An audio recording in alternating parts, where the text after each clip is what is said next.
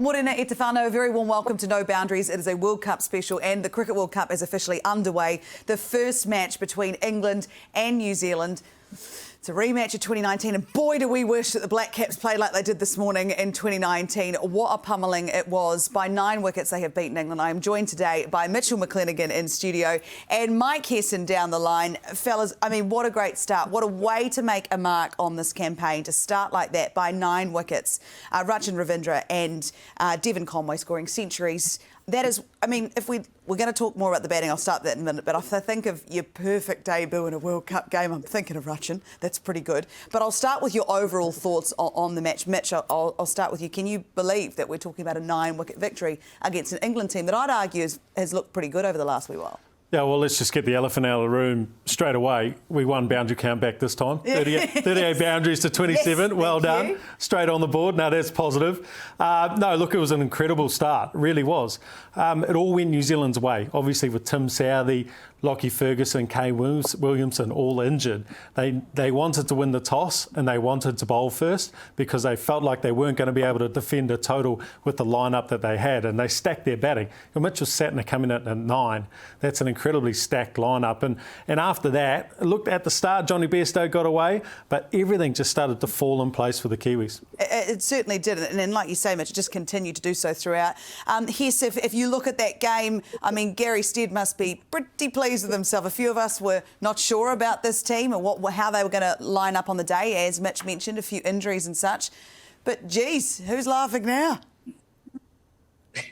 Well, it didn't have many options in the end, did we, with only 12 fit players. And obviously Ish Sodhi missed out, which at the toss I think there was probably a few heads turned, especially when the ball started to spin when Mitch Satner came on to bowl. So, but Gary Stead and the team decided, as Mitch alluded to, they're just going to stack one part of the game, hopefully get to chase, which is what they did, and hope that they're going to get 20 overs out of the likes of Neesham, Phillips and Rachin Ravindra with Mitchell up their sleeve. So it wasn't one of those bowling attacks that you thought, wow, that's going to blow England away, but they just kept taking wickets.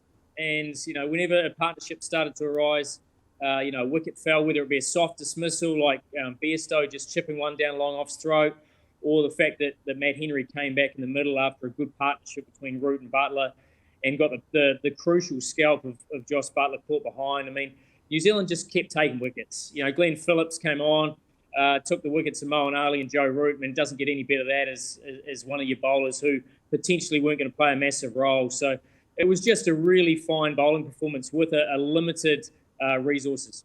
So I think particularly of the Joe Root dismissal where Glenn Phillips went through his legs. Now, Glenn Phillips, you know firsthand how much he works on his bowling, Mitch, and how much he loves his bowling, and definitely wants to be seen as an all-rounder. I feel like he's in with a chance. Now, he'll love this. This is all he needed to get Joe Root through his legs. Well, Smitty on the commentary said he was less than a part-timer. I know. Hopefully Glenn doesn't see that because I know that's going to hurt him. He's one of those guys who goes out into the nets and he bowls more than any other bowler at training. He'll bowl at the start, he'll bat, he'll field, he'll run around and come back and bowl, and guys have to drag him onto the bus. So it's nice to see him get some reward. Yeah, he's tiring just watching, to be perfectly honest, the energy he sort of exudes on the field. It's, you know, you imagine it's infectious, but also, as a punter, it's exhausting to watch. I'm sitting there with my cup of tea or my coffee or my beer, whatever, and thinking, oh, this guy needs to sit down. He's working very hard out there. But the bowling unit, will you say they were pushed? If England are looking at this, and we had no Ben Stokes today because, I say he is a Kiwi, but playing for England, they had no Ben Stokes, which was a bit of an upset for them. He's got that hip issue going on. What do you think England is saying right now? Are they shocked? Did we stun them, do you think, Hess?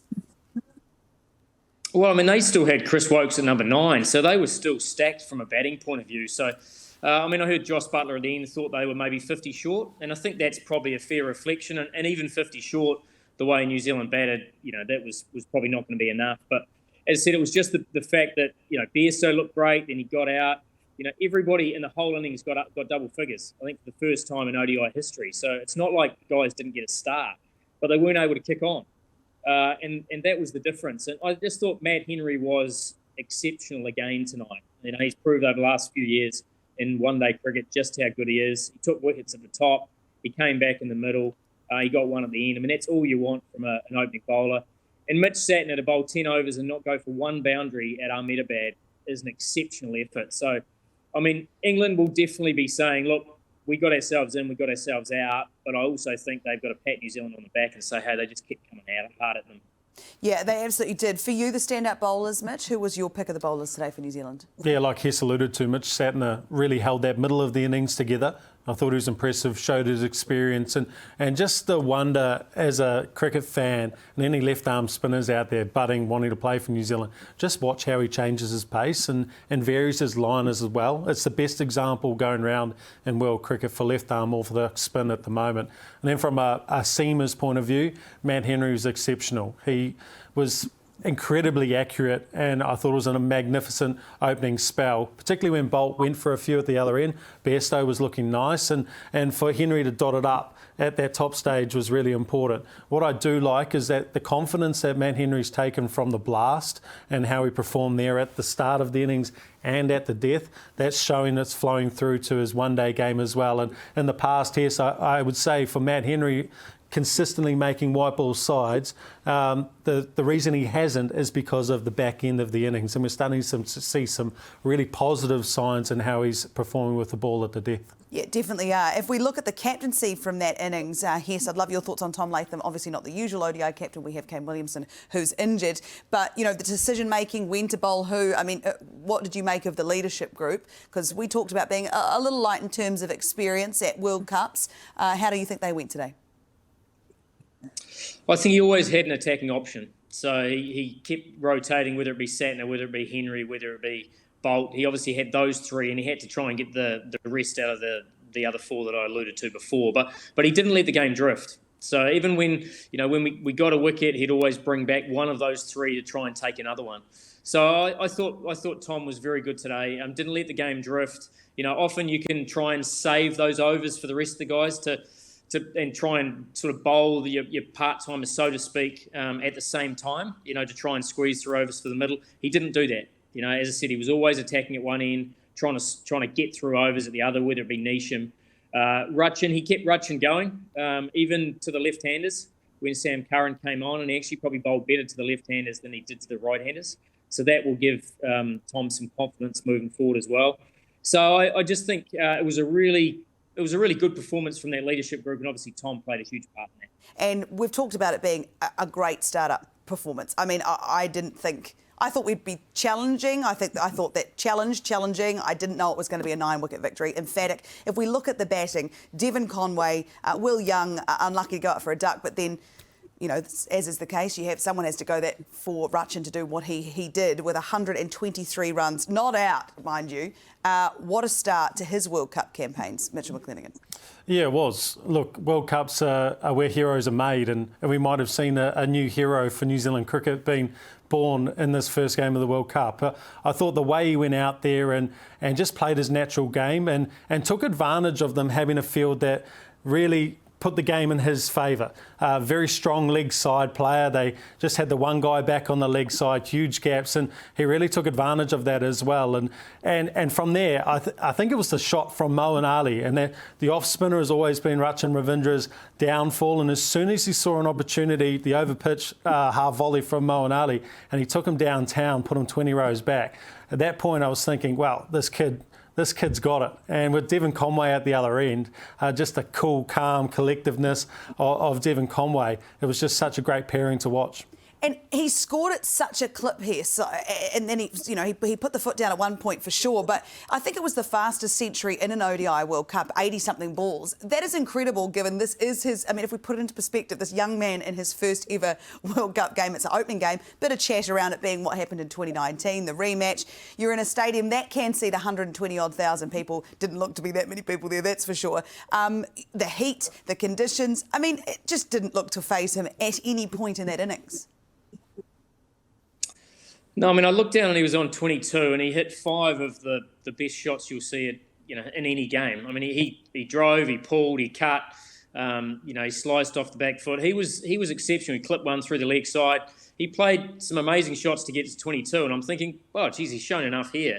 And then you just see the England players' faces as he just goes on and on and on and plays some different shots. They brought Mark Wood on and thought, well, we'll challenge this young kid with some pace. First ball, he hit him in the hip. Second ball, he hit him out of the stand, into the stand. So he wasn't fazed with anything. As I said, he got hit. Missed a couple of times, but the sound off the bat when he hit it was just incredible.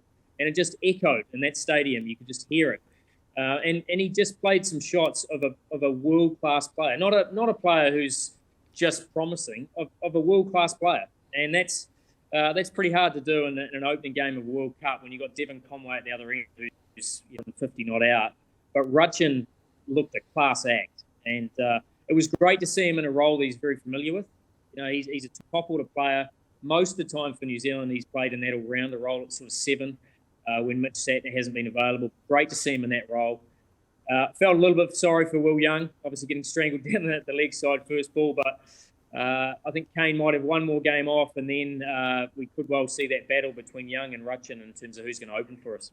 Yeah, that nice problem to have. Yeah, it is a nice problem to have, certainly after game one. And then your other issue is that it's Kane Williamson coming back, so it's not just your average Joe Blow, which is quite nice as well. But when you look at that partnership between Devon and Rutchin, obviously they've spent some time together at Wellington. But Devon, I mean, everyone's going to be talking about Rutchin this morning, but Devon was truly superb, and I don't know if he always gets the credit he deserves for just how good a player he actually is. Look, I picked him at the start of the tournament to be the top run scorer for this whole tournament. So I'm off to a good start. Yeah, That's nice. really positive. Claim that. But no, he just goes from strength to strength and just goes about his work. He's no nonsense, right? And Rutchin, in his interview at the end, he talked about how he's also just a good guy to be around. And that's what you need in this setup, particularly when you're going into these tournaments. You don't need the guys who are up and down. He's just that level keel guy. So, look, I'm expecting massive things from him this tournament. If that partnership is going to continue, I think we'll see that flourish as well. Devon Conway is a very strong offside player. Rutchin Ravindra's leg side. So it's a really nice balance. And if your bowlers aren't on point and they're not thinking at the top of their mark, they can make those mistakes that free up the strengths for those opening batsmen. But what I did love today, and it was a bit of a fairy tale kind of story to it, was that Rutchin Ravindra is named after Sachin Tendulkar and Rahul Dravid. They've taken the two names and put together. So his hero is there to put the World Cup trophy up on the pedestal, and it just always from that point when he got Harry Brooks out, you just felt it was going to be his day, and there might have been some power above that kind of led to that, or his dad watching at home. Yeah, absolutely. I love that. That is a beautiful story. And he's obviously a huge cricket fan, his family as well. And I feel like it might have been Ross Taylor that said he actually wanted to see Rutchin in the test lineup, higher up, maybe to replace where he was once in the lineup, Hess. But can you see that now? Because I remember Rutchin coming on the scene, it was through the test game, and it didn't sort of play out. He sort of went away for a bit, and now he's just come back. And this... I'm truly so impressed with what we saw today, and the pace, the cool head, and I know Devon would have helped with that absolutely, like you said. But, does this solidify his spot in the team for you now for the rest of this World Cup? Oh, it's pretty hard to leave him out, Laura. I mean, it was, like I said, it wasn't just 100. It was 100 against a high-quality team in a pressure time coming in early. So... Look, often young players do need to come and go a little bit. Kane's probably, even Kane got dropped at some stage, early on in his career. So every one of those young players need to come in, find their feet, get their confidence. And today, obviously, would have given Rutchin a huge amount of confidence that he belongs. And often a player needs to get that. They need to have a real innings or a real contribution of substance to say, hey, I actually belong here. And I can repeat exactly what I do domestically because I'm good enough. And today would have really solidified that with Rutchin. If you look at the England bowlers today and how they were used and the wickets they didn't get, Mitch, is this a bowling unit that you're fearful of for the rest of this World Cup? Nah, pretty simple. I mean, Mark Wood's quick, right? Like, he's really quick. Sam Curran, if the ball doesn't swing up top, there's not much to worry about there, really. And they're really relying on Adil Rashid to really break open partnerships in the middle. Ben Stokes, when he comes back, he's got that ability to break partnerships. And he's just got that mana on the field, that ability to just change the game with his presence and his leadership. So he was a big cog in the wheel that they're missing. And I feel like someone like Reece Topley as well. I know they went with Sam Curran today for the batting strength, but Reece Topley, he's a really good player at the top and got really good skills at the death. And I was a bit surprised that Sam Curran got the nod. You'd be surprised with how England bowled in that innings, Hess? Yeah, I actually agree with Mitch. I mean, Reece Topley he's a wicket taker at the top, and he's got bounce. He can bowl little sort of over top spinners at the back end, which get a whole heap of bounce and get guys caught on the fence. He's a really good bowler on those grounds with big square boundaries. So I thought he would have come back into the mix, and he probably will in the next game. They looked a little bit one-dimensional, and Chris Wokes has been a banker for them, and he started poorly today. Bowled along the wicket, and we saw the difference when Matt Henry bowled into the wicket, how much movement there was in offer, and I thought Wokes would have done that, but he looked short of a gallop today. He looked like he hadn't had too much bowling. Mark Wood, they've pretty much kept on ice. He hasn't played the warm-up games. Bowled, the odd over here and there, so they're pretty much trying to save him. He didn't look like he was quite on song, so they've got some things to think about. I mean, we know they're batting strong, but their bowling certainly needs to improve, that's for sure. Yeah, absolutely. Not a great day for England, great day for New Zealand, and we're going to hear from the captain, Tom Latham. Tom, it would be fair to say you've put the rest of the tournament on notice there. Yeah, it was obviously a fantastic performance, I think. We obviously seen a fantastic partnership between Rachin and Devon, but I think it was sort of set up at the start. The bowlers did a fantastic job to restrict them to below par, I think, on that surface. And I think from the 30 over mark onwards, I thought we were fantastic. I think they were about 160 at 30 overs, and then to restrict them to 280 was fantastic. So, I think certainly credit has to go to the bowlers in the way they fronted up today. It's with the injury to Tim Southee. I think Lockie Ferguson had a back spasm or a bit of stiffness there. It didn't leave you with much margin for error. Therefore, on the one hand, you needed your senior bowlers to step up, which they really did, and you got a few bonus wickets elsewhere as well.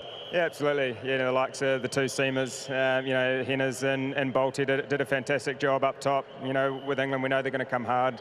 They know they keep coming hard throughout the whole innings, and thought the way we were able to take wickets at crucial times, guys chipped in when they needed to, and bowled some tough overs and managed to get some rewards. And as I said, to restrict them to 280, in the position that they were in was outstanding. And was it always a plan to come extremely hard? I know there's no boundary count back in this tournament, but you look keen to get a few. Yeah, it wasn't at all. I think probably the best thing was they just played good cricket shots. Was probably the most pleasing thing.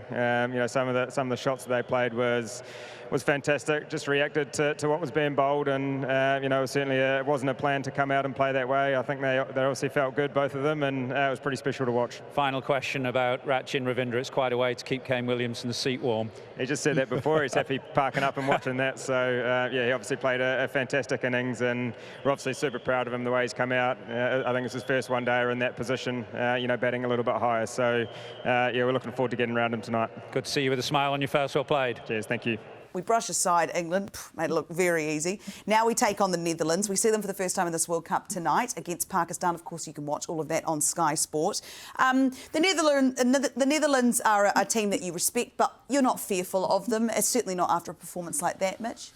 No, I got to see them play quite a bit of cricket in Zimbabwe during the qualifiers, and they're a really nitty-gritty team, and they'll try to do that extra 1-2% that gives them itself a chance. And the way they go about their game, they try and run twos, a lot of twos, and be the best fielding side on the park. So the game will be a lot closer than we're probably expecting, just because they always stay in the fight, and they've got that camaraderie that can just get them up in that battle. But for New Zealand side, after that performance, I think they're going to be flying high. What I'm really looking forward to seeing is Logan van Beek against his two Wellington teammates. He's going to be taking the new ball against Rachin Ravindra, against Devon Conway, and that's the battle I'm looking out for. Yeah, it's great watching Logan, who's been on the show before, out there for the Netherlands. But if you're looking at that team, that New Zealand team, we're playing in Hyderabad. Are you looking at it as an opportunity to maybe try a couple of different partnerships, different combinations, or do you stick with the balance that you've got now after such an emphatic victory, Hess? Oh, I think you need to get Lockie Ferguson back in there. I think you need three proper seamers. James Neesham did a decent job today. He's very much a fourth seamer, but he was asked to do the third seamer role today. I think if New Zealand brought that third seamer back in, it would either be for Chapman or Neesham, depending on what they thought the wicket was going to do. And I think Lockie is such an important part for this tournament for New Zealand moving forward. So I know he had a little bit of a back soreness today. He did field, so that was a good sign. If they get him back in, I think the balance of the squad looks much better. Yeah, you'd like to see Lockie back in the mix. Mitch, any other changes you'd make? No, I'm pretty happy with that. Yeah, it's the interesting one is Mark Chapman's in form, right? He's striking the ball really well, and do you drop Neesham? Are you happy with what Rachin Ravindra, Glenn Phillips did in that part-time role? Can you get enough overs out of them if the proverbial hits the fan? So that'll be the interesting part of it. I probably lean towards maybe going one batter light up top. Will Young doesn't play, and you play Lockyer as well, and still keep Neesham and Chapman in the side as your power hitters down the end. Would you like to see Chapman at some point in this World Cup, Mike Hesson? Oh, look, absolutely I would. But, you know, I think Will Young, for a start, you know, he got strangled down the leg side first ball. I don't think it'd be a great message leaving him out. I think that, you know, they just make a decision, Chapman or Neesham, and could easily be Chapman if they think they can get by with three seamers. Mitch Satner, that's four, and then they've still got Rachin and Phillips and Mitchell to be that fifth bowling option. So they've at least got decent, I think, if they bring in one proper seamer. So, you know, you can go a number of different ways. Okay, so I would like, in one word, your description of the Black Caps' performance today, Mitch McClenaghan. It was magnificent. Magnificent. Hess? Geez, you've stolen my word, Mitch. I'll go outstanding. Outstanding. Magnificent. Outstanding. A 9-wicket victory for the Black Caps in the opening match of the Cricket World Cup 2023 over in India. What a time to be alive, people. If only I'm not going to. Actually, I won't bring up 2019. I shan't do it. Boys, I want to thank you so much for your time this morning. You're wonderful. I look forward to chatting more cricket with you when we take on the Netherlands. And thank you guys so much for joining us this morning on the special edition of No Boundaries.